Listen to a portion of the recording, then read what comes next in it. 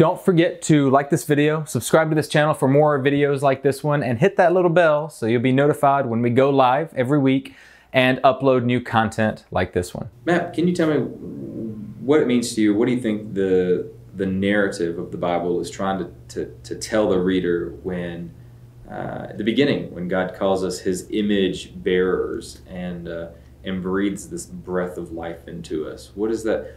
What am I supposed to gain for that? And what is that supposed to tell me throughout the rest of the narrative? What's supposed to come to mind throughout the rest of the narrative as I make my way through the Bible? Yeah, I love this topic because that's really our mission and our goal as believers, as followers of Yeshua. It's what He came to do, to create this example for us. In part, that's what He came to do, to create this example for us on what it means to be a true image bearer or a true imager of the God, the one true Creator, the God of Israel. So when we get to Genesis and we see the formation of man, we have this question that's permeated throughout history about why was man created? And we come to logical conclusions that man was created to worship God, man was created to serve God. Genesis tells us that man was simply created because no one was there to work the ground. God had planted the seeds of the world, and He says, I've not made it rain yet because there is no man to till the ground, to work the ground.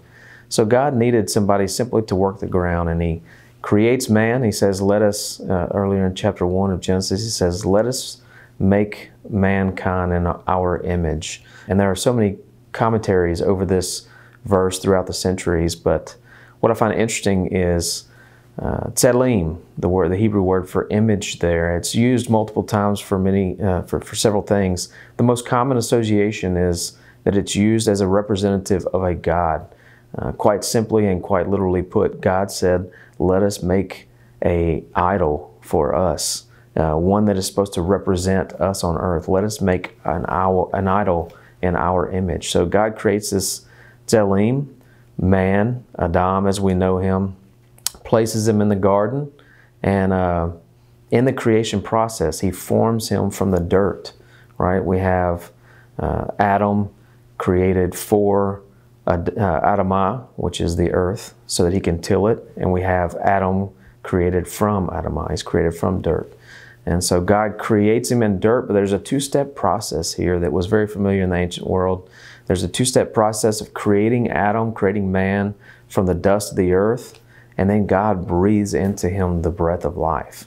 And what is this breath of life that God is breathing? I used to think very simplistic about this word that's used here, or these words that are used here, that God was simply inflating His lungs, giving him the lung capacity to breathe. And that's not to say that He wasn't, but I think there's something deeper being said here.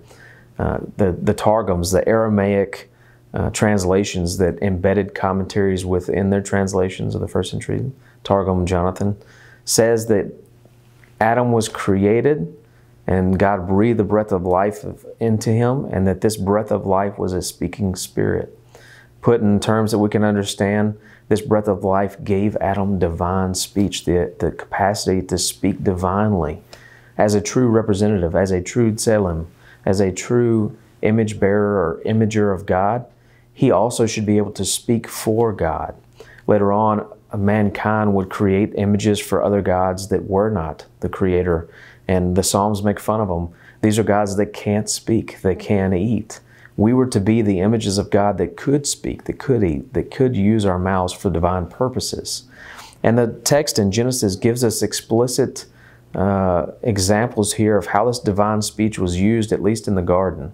In Genesis 2:7, it says that God formed man, breathed the breath of life of him, and a living being he became. Later on in 2:19, God, after saying that Adam needs a helper that's equal to him, He goes on to start bringing these animals before him one by one, and Adam is naming him. But what's important about the text, when we compare Genesis 2:7 to 2:19, we see that God creates both man and animals out of the dust of the earth. And we also see that the end result is that with both man and animals, a living being is created. But what's in the middle? For Adam, for mankind, it's God breathing the breath of life into Adam. And for the animals, it's Adam, speaking to the animals. and saying what they are, that they would be a living being. So we have this breath, because speaking requires our breath, right? So we have this pattern in the text there showing that now Adam, who was created to be the image bearer of God, created and breathed, had the breath of life breathed into him, now is breathing that same breath of life into God's creation and animating them. This animation of what has been created is now given to us in a second pattern with the animals and through Adam. It's as if God is calling Adam alongside to him and saying, Adam, you are now my co-creator. With me, I will speak through you, and you'll use the divine breath that I have given you to breathe life into creation. And that is the purpose of God's imagers. If we carry this forward, we see that when woman's created, we see the same pattern. God takes not dust from the ground this time, but he takes this rib, this side, whatever that is, he takes it from Adam. And what's he do? He brings it to Adam. And Adam doesn't set up this beautiful image of a woman that God has created from his side in his house. Adam looks at this image that God has created from his side and speaks to her. And I would suggest that this breath that's used to speak to Eve is the breath of life. It's what animates Eve into a true living creature, a true living being. Moving forward to where we are today as believers in Yeshua, every time that we do our mandate that Yeshua called us to do, which is to make disciples, to bring others into the kingdom of God, that we also refer to as being born again, we then become co-creators with God once again. Because now we breathe the breath of life through sharing the gospel message with the speech, the divine speech that God has given us to create new life and a new man. It's not us who does the work, it's God working through us, and it's His divine breath, the breath of life that we speak into creation that creates new man.